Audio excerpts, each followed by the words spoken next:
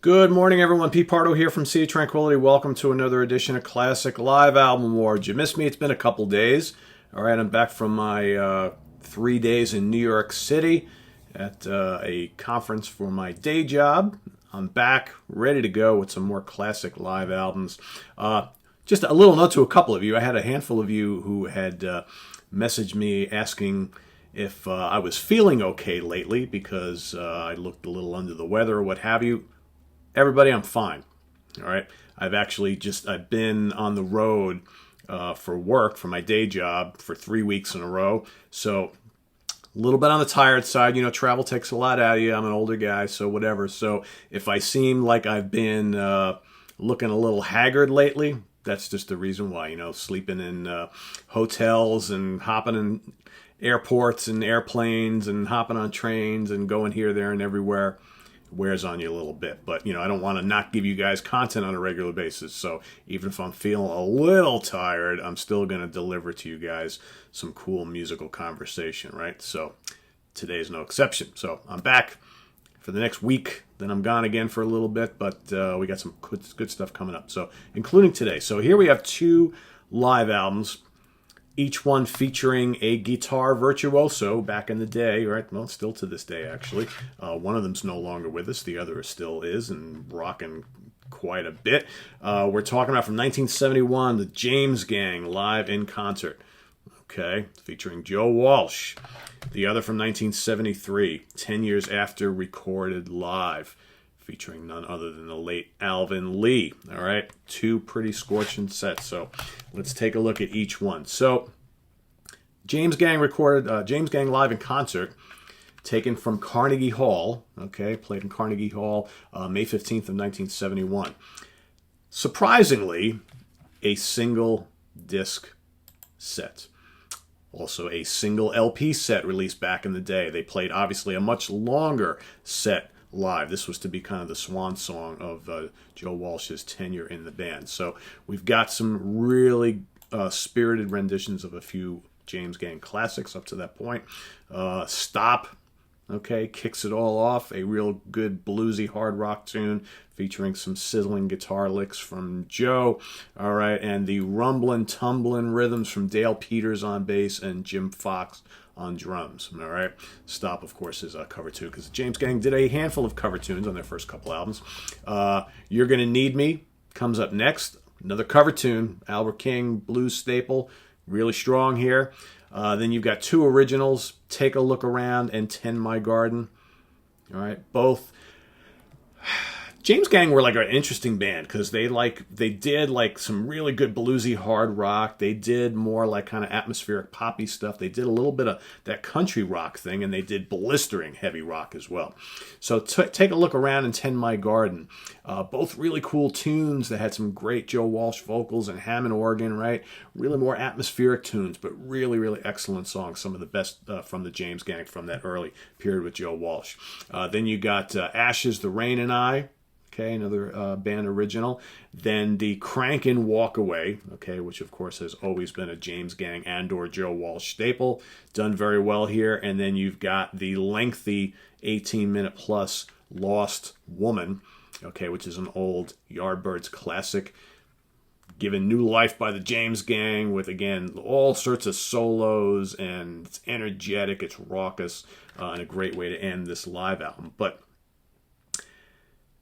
where's the rest of it, right? That's what I've always said. I was always, you know, because obviously you don't headline Carnegie Hall and play, 7 tunes, right? And roughly, whatever this is, 40 minutes or something like that. So hopefully one of these days they will re-release this and include the rest of the concert, because there are bootlegs out there that have the full show.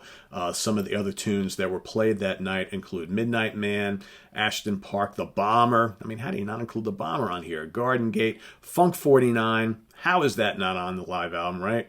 Okay, White Man, Black Man, Thanks Again, and Johnny Be Good. So, a lot of really cool tunes played that night. They played, 17, 18 songs. So maybe someday. God, I mean, they've re-released so many other great live albums that were either single disc or, double, but still not including the, all the tracks. I'm kind of hoping, I've been hoping for years that they re-release this at some point. But performance-wise, pretty damn good. Pretty damn good. I dig it a lot. On the other end of the ring, we've got 10 Years After recorded live. Again, released in 1973. These include performances from Rotterdam, Amsterdam, and Paris, as well as Frankfurt in January of 1973. In fact, I think these were recorded over the course of like 3 or 4 days in 73. And then released officially on album in June. I mean, we've talked about that a lot on this series, right? A lot of these live albums recorded 1 month and then, or over the span of a couple of weeks. And then like 2-3 months later, boom, the live album's out in the stores. That doesn't happen anymore, right? So again, this is another example of a live album that came out. It was a double disc set, but still pretty short on content. All right, not a full pack double disc set. They have since re-released this on CD with even more stuff recorded from that tour to make it a full-blown, jam-packed double disc set on CD. So we've got, I'm going to kind of read off everything that's on the CD, but obviously if you've had the LP for many, many years and that's what you're familiar with, you're going to recognize some stuff, and other stuff you're going to be like, ooh, that's not on my LP. So we've got from the original, recorded live on disc 1 one of these days. In fact, like the first 3 tunes off of this live album are probably worth the price of admission for the whole thing. One of these days, You Give Me Lovin' and Good Morning Little Schoolgirl. They rock, okay? Just amazing guitar work from Alvin Lee. The whole band is just cooking on all cylinders.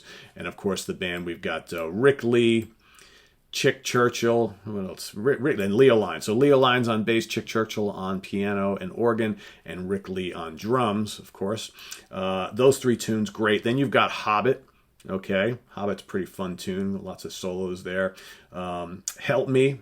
Okay, the bonus tracks on disc 1 include Time Is Flying, Standing at the Station, and Jam. All right, over on disc 2, you've got, it starts off with the bonus tracks. So you've got Help Me, I Woke Up This Morning, which is really cool on here, Sweet Little 16, and another Jam. All right, a lot of jams on this album. And then it continues on with the original tracks from the original LP. Classical Thing, Scat Thing, I Can't Keep From Crying Sometimes, Part 1, Extension on One Chord, I Can't Keep From Crying Sometimes, Part 2, Silly Thing, Slow Blues in C, I'm Going Home, and Choo Choo Mama. So in between, from the original LP, you've got, those 3 really strong tracks, and then the last 2 tracks, you've got I'm Coming Home, which again, or I'm Going Home, sorry, which made famous at Woodstock, right? Not quite up to par with the Woodstock performance, but still pretty damn good. And then a Rip Roar and Choo Choo Mama to kind of end everything here. A lot of what's in between, and it's one of the reasons why I never ranked this live album as high as some other ones, is, and again, I'm a big fan of a lot of the early or mid-70s live albums that have all sorts of jamming, okay? I like the jamming as long as you deliver plenty of good songs, all right? My issue with this live album always has been there's just way too much jamming in the middle. Classical Thing, Scat Thing, you got the drums in Hobbit and, Silly Thing, Slow Blues in C. You've got all these little, like, excursions and stuff, which are cool. But for me, it doesn't make for a very cohesive live album. I much prefer the live album was released much, much later, I believe, in the 90s, the Live at the Fillmore West from 10 Years After, which for me is much more of a cohesive live set. And for my money, is way better than this. But, okay, this begins with an explosive couple tunes and it ends with an explosive couple tunes. So the bookends are fantastic. The middle stuff is cool. I just never really want to listen to much of that stuff, unfortunately. Okay, so, and my issue with this has always been, where's the rest? What's on here is great, but you're left wanting more. But I guess, when it comes down to it, because that's what we do here on this Classic Live Album Battle Show, Classic Live Album War Show, I should say, is we all have to kind of give our opinions and vote for which one of these live albums we like the best. Okay, because someone's got to go on to round 2 in this tournament. because ultimately we're going to crown your favorite live album of all time. So for me, if I had to choose, and again, it's just my preference, just my opinion, it may differ from yours, and that's fine. There's no right or wrong answer here. Neither album is better or worse than the other. It's just which one we prefer. I'm going to go with this, strictly because I think it's more of a cohesive live set. The performances are stellar, as they are in here as well. If I'm going to go grab for one over the other, I'm going to grab this one. I just think this is a great live testament of James Gang right before Joe went on to a solo career, okay, and eventually the Eagles. Whereas this has some sizzling performances on it, but a lot of too much rambling in the middle, okay? It's like we got an Oreo cookie, and the filling in the middle is kind of not really to my liking, okay? So like the filling in the middle is like a creamy coffee-flavored something. I'm not a coffee fan, so... and that's kind of sounds like odd for a Oreo cookie, but that's kind of my point here. It's like the jam and stuff in the middle is cool, but I think there's just too much of it. All right, just a little too much of it. And I like the jamming stuff. I'm a big fan of jamming, okay? But 10 Years After had a lot of other songs that could have been on here. So if they would have eliminated a couple of those lengthy jams and put in another kick-ass song or two, to me it makes a better live album. Like I said, the Fillmore live album, in my opinion, is much stronger. Okay, I didn't want to throw that. I didn't decide not to use that one because this, we're looking at period pieces here, right? So I wanted to kind of throw two from the same era. So for my money, unanimous decision from James Gang live in concert. But again, I dig this too, right? Like I said, the 5 tunes I spoke about before probably might even be stronger than anything on here. But I just think that this overall comes across as a better live album. That's it. No big deal. Let us know what you think. Please vote. Okay, we've got a little white circle there in the upper right-hand corner of your screen with a little letter I in it. Okay, click that. Vote for either the James Gang or 10 Years After. Also, we've got the poll going on our Facebook page right now, hot and heavy over there. So you can vote there as well. You can vote you can vote both places. That was tricky. In 6 days, the Facebook poll ends. That's the day I take the totals of both, add them up. The winner goes on to round 2. The loser lives to fight another day, I guess. But, the important thing is we're talking about 2 cool live albums. If you haven't heard either one of them, or both, or haven't listened to either one in a while, now's your chance to go do so, right? Because got some good stuff on here. 2 killer guitar players, one from Great Britain, one from the U.S., right? Sadly, this guy's no longer with us. I wish he was still here because I was always a big fan of Alvin Lee, right?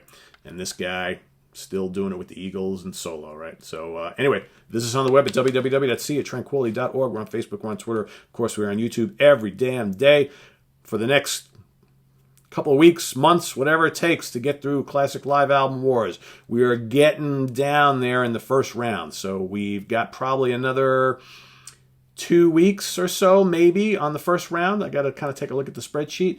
And then we look at all the winners. I make the new matchups, and then round 2 starts, okay? So we're probably going to take this thing through to the holidays, at least up until Thanksgiving. We'll see how long it takes. I don't really know. But tune in each and every day, and we'll see what happens. All right, guys? So we'll see you real soon. Take care. Tomorrow, actually. See you tomorrow. Bye-bye.